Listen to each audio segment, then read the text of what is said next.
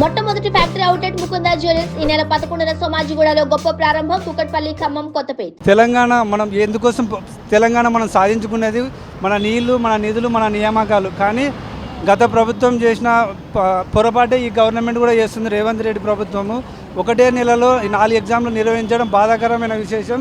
Job వచ్చిన వాళ్ళకే 4-5 జాబులు రావడం వల్ల వేరే వాళ్ళకి ఆ బ్యాక్లాగ్ అలా మిలిగిపోతున్నాయి. జనాభా ప్రాతిపదికన ఉద్యోగాల నియామకాలు జరగడం లేదు. మొన్న ఏడీఓ ఎగ్జామ్ రాయడం జరిగింది. దానికి 56 పోస్టులకి 1,00,000 మంది పైన అప్లై చేయడం జరిగింది. కానీ మేమే కొట్లాడుకోవడం జరుగుతుంది.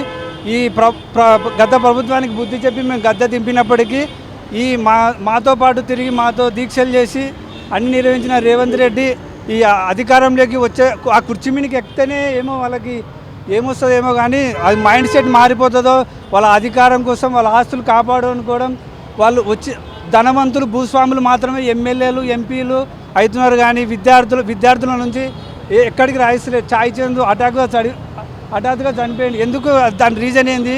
దాని గురించి ఏ రిపోర్టు ఏమి బయటకు రాకుండా చేసిండ్రు. అంటే ప్రజల కోసం, ప్రజల సమస్యల కోసం పోరాడే వ్యక్తిని ప్రభుత్వాలు పట్టించుకోవడం లేదు. అధికారులు ఎప్పుడుగా కులపదికన కింది వర్గాల వారిని అధికార గద్దెని రావించడం లేదు. మనం ఎందుకోసం మన ఈ దేశం కానీ మన రాష్ట్రం కానీ 29 రాష్ట్రాల్లో ఈ తెలంగాణలో ఎందుకు ఇలా జరుగుతుంది?